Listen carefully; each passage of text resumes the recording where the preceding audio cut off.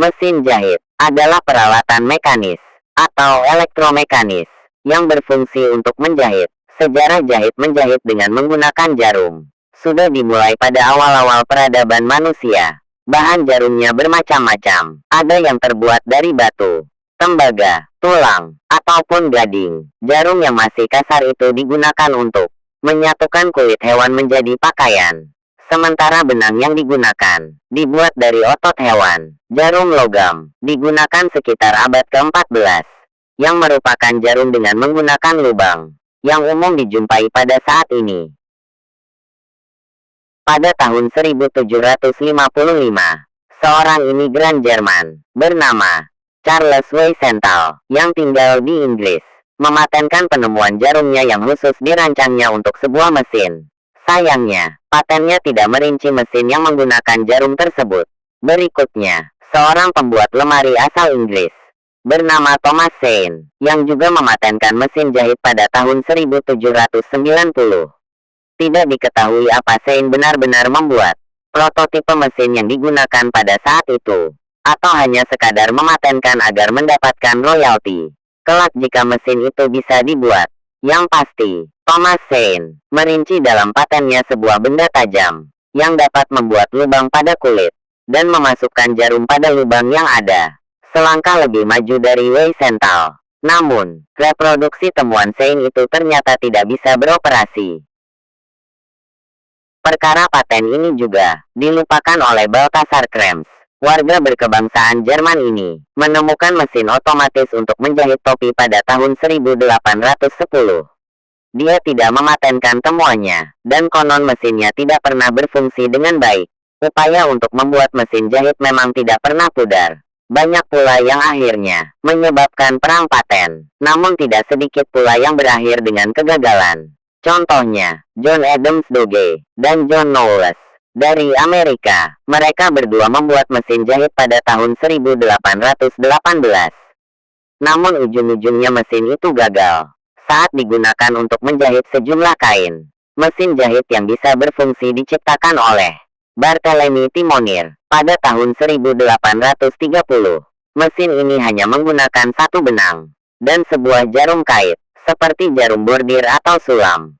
Sayangnya, temuan ini tidak memperoleh sambutan baik dari masyarakat. Bahkan dirinya hampir terbunuh ketika sejumlah penjahit membakar pabrik garmen miliknya karena takut tersinggung dan menimbulkan pengangguran akibat temuan mesin jahitnya. Kembali, seorang Amerika mencoba membuat mesin jahit dan sukses pada tahun 1834 yang bernama Walter Hunt. Namun anehnya, dia tidak merasa bahagia dengan temuannya karena dia merasa temuannya akan menimbulkan pengangguran. Mesin jahit bermacam-macam. Mesin jahit khusus digunakan untuk satu pekerjaan menjahit tertentu. Mesin jahit umum, mesin jahit serbaguna, mesin jahit listrik, mesin jahit kaki, mesin jahit tangan. Puncak penemuan mesin jahit terjadi di Amerika Serikat yang ditemukan oleh Elias Howe. Mesin buatannya menggunakan dua benang dari arah berlawanan dan memiliki jarum berlubang untuk benang di bagian ujung. Jarum itu didesak menembus kain dan membuat semacam lengkungan benang di sisi bawah kain. Sebuah benang dari arah lain disisipkan ke dalam lengkungan tadi. Lalu kedua benang membuat jalinan yang mengunci kain. Kabarnya temuan ini inspirasi dari mimpinya.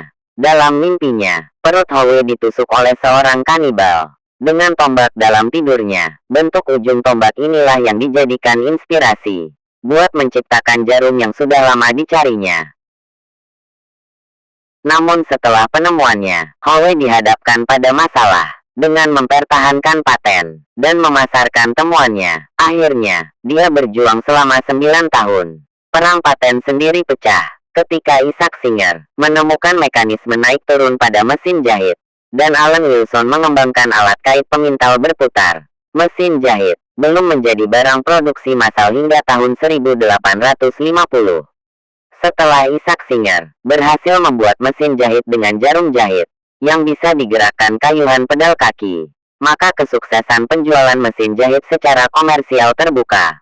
Sebelumnya, mesin jahit terdahulu menggerakkan jarumnya dari pinggir dan digerakkan dengan tangan. Bagaimanapun, mesin Isaac Singer menerapkan mekanisme jalinan dua benang yang dipatenkan Howe. Maka Elias Howe menuntut Isaac Singer atas paten yang serupa, dan berhasil memenangkan perkaranya pada tahun 1854. Sebenarnya Walter Hunt menerapkan jalinan benang dari dua sumber benang dan jarum berlubang. Namun, pengadilan memutuskan paten jatuh ke tangan Howe setelah Hunt membatalkan patennya. Jika Hunt tetap mematenkan temuannya, Elias Howe dapat dikalahkan dalam perkaranya dengan Isaac Singer. Maka atas kekalahan itu, Isaac Singer harus membayar royalti paten Elias Howe. Jika saja paten yang dimiliki warga Inggris, John Fisher pada tahun 1844 itu tidak hilang, maka Fisher akan terlibat dalam perang paten mesin jahit. Pasalnya mesin Renda buatannya menerapkan mekanisme yang serupa dengan mesin Howe maupun Singer. Keberhasilan dalam mempertahankan hak atas patennya membuat keuntungan Elias Howe melonjak tajam. Pendapatan tahunannya yang semula $300 Amerika menjadi lebih dari $200.000 Amerika per tahun untuk saat itu. Dalam kurun waktu 14 tahun, yaitu tahun 1854 sampai 1867. Howe mengumpulkan dana hingga $2 juta Amerika atas temuannya. Ia lantas menyisihkan sebagian kekayaannya selama Perang Saudara Amerika bagi pasukan infanteri, dan sebagian lagi sumbangan atas nama pribadinya. Ditinjau dari cara pengoperasiannya, mesin jahit sebenarnya dapat diklasifikasikan menjadi 3 jenis, yaitu mesin jahit mekanik atau manual, mesin jahit listrik, dan mesin jahit komputer atau digital.